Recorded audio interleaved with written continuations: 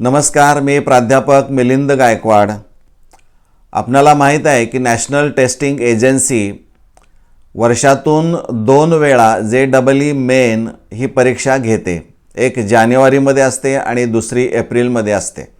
अगदी त्याच धर्तीवर त्याच पद्धतीनं राज्य सामायिक प्रवेश परीक्षा कक्ष महाराष्ट्र मुंबई यांनी देखील प्रस्ताव असा ठेवला होता की CET एक्झामिनेशन देखील आपण वर्षातून 2 वेळा आयोजित करायचे आणि त्याला काल मंगळवारी उच्च व तंत्र शिक्षण विभागानं मान्यता दिलेली आहे। त्यामुळे राज्य सामायिक प्रवेश परीक्षा मार्फत आगामी शैक्षणिक वर्षामध्ये 2 वेळा CET होणार हे आता जवळजवळ शिक्कामोर्तब झालेलं आहे। त्यामुळे विद्यार्थ्यांच्या दृष्टिकोनातून तसं पाहिलं तर ते खूप फायद्याचं असणारं आहे, कारण वर्षातून 2 वेळा CETचं आयोजन करणं यामागं काही नेमकी कारणं असणारी आहेत।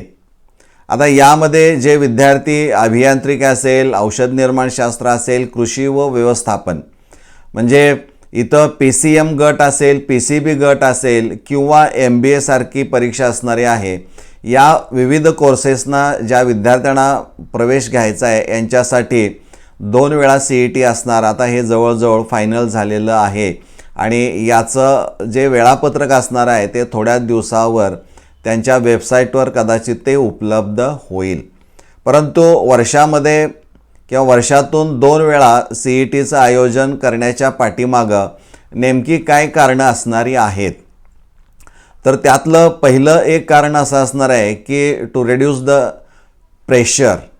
म्हणजे एकच परीक्षा असेल वर्षातून तर त्याचा जो काही परफॉर्मन्स होणारा आहे तो परफॉर्मन्स कसा असेल आणि परीक्षा दिल्यानंतर सुधारण्यासाठी त्याला तिथं वाव मिळत नाही आहे आणि म्हणून एकपेक्षा जास्त जर संधी आपण उपलब्ध करून दिली तर विद्यार्थ्याला सुधारण्यासाठी वाव मिळू शकतो आणि विद्यार्थी त्या दृष्टिकोनातून प्रयत्न करू शकतो आणि त्यामुळं त्याच्यावर येणारा जो काही ताण असणार आहे, दबाव असणार आहे, तो कमी करण्याचं काम हे 2 वेळा CET आयोजन केल्यामुळं होऊ शकतं।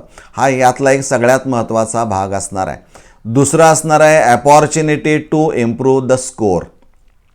म्हणजे बऱ्याच वेळा असं होतं की पहिल्या एकच परीक्षा असेल तर तिथं सुधारणा करायला, स्कोर वाढवायला संधी मिळत नाही आहे आणि त्यामुळं एकपेक्षा जास्त जर संधी मिळत असेल तर पहिल्या परीक्षेला जर परफॉर्मन्स तो वीक असेल तर तिथं मात्र त्या विद्यार्थ्यांना सुधारणा करण्यासाठी संधी निश्चित मिळू शकते।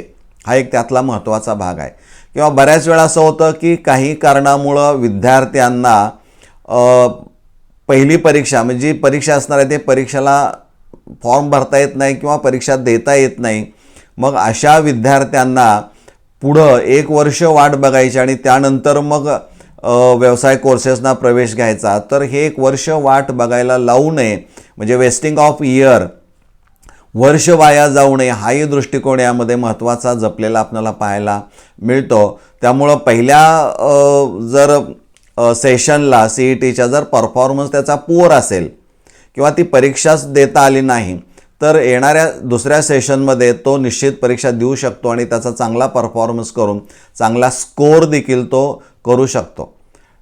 यामध्ये आणखीन एक महत्त्वाचं असणार आहे की एखाद्या विद्यार्थ्यानं समजा 2 परीक्षा दिल्या असतील, दोन्ही सेशन अटेंड केले असतील, तर ज्यावेळी व्यवसाय कोर्सेसला तो विद्यार्थी प्रवेश घेऊ शकतो त्यावेळेस 2 पैकी ज्या परीक्षेचा रँक जास्त असेल किंवा त्याची गुण जास्त असणारे आहेत याचाच विचार हा प्रवेश प्रक्रियेच्या वेळेस विचार केला जातो। म्हणजे रँकिंग आणि ॲडमिशन ज्यावेळी घ्यायचं असेल त्यावेळेस 2 पैकी कोणत्या परीक्षेला रँक जास्त असणार आहे, पर्सेंटाईल जास्त असणार आहे, तेच परीक्षेला ग्राह्य धरला तर विद्यार्थ्यांनी तेच मार्कलिस्ट देखील अपलोड करायचं असतं। हा एक यातला महत्त्वाचा भाग असणारा आहे। त्यामुळं विद्यार्थ्यांना एक चांगली संधी आहे की पहिल्या परीक्षेला जर परफॉर्मन्स त्याचा वीक झाला असेल, त्याच्या चुका जास्त झाल्या असतील तर त्या चुका सुधारण्याची संधी ही येणाऱ्या दुसऱ्या सेशनमध्ये तो सुधारू शकतो, चांगला स्कोर करू शकतो, वरची रँक मिळवू शकतो आणि जे अपेक्षित व्यवसाय कोर्स त्याला असणार आहे त्याला तो प्रवेश मिळवू शकतो. म्हणजे एकपेक्षा अनेक संधी दिली तर यामध्ये निश्चितच फायदा हा विद्यार्थ्यांचा असणारा आहे.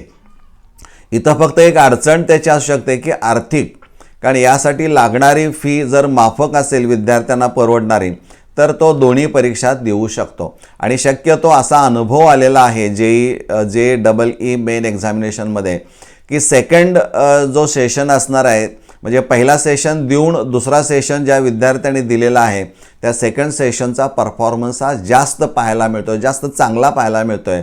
आणि त्यामुळं 2पेक्षा अधिक संधी दिली गेल्यामुळं निश्चित विद्यार्थी आपला चांगला स्कोर सुधारू शकतील, यामध्ये कोणतीही शंका नाही. त्यामुळं विद्यार्थ्यांच्या दृष्टिकोनातून ही बाब खूप महत्त्वाची आहे, चांगली आहे की जेणेकरून वर्षातून 2 वेळा विद्यार्थ्यांना संधी मिळते आणि त्या संधीचं सोनं या विद्यार्थ्यानं करावं. थोड्याच दिवसामध्ये त्यांच्या CET सेलच्या वेबसाईटवर कदाचित ते वेळापत्रक ते जाहीर करतील. आता ही परीक्षा कधी घ्यायची तर साधारणपणे मार्च किंवा एप्रिलमध्ये पहिला सेशन होईल आणि त्यानंतर मेमध्ये दुसरा सेशन होईल. म्हणजे ह्या साधारणतः 15 दिवसाच्या 20 दिवसाच्या फरकानंतर या परीक्षेचं आयोजन कदाचित केलं जाईल आणि तेवढ्या दिवसामध्ये त्यांना ती विद्यार्थ्यांना परफॉर्मन्स वाढवण्याच्या सुधारण्याच्या दृष्टिकोनातून संधीही मिळू शकते. तर मला वाटतं आपण त्या दृष्टिकोनातून चांगले प्रयत्न करावेत आणि ही संधी दिलेली आहे आणि त्या संधीचं आपण सोनं कराल यात कोणतीही शंका असणार नाही. धन्यवाद.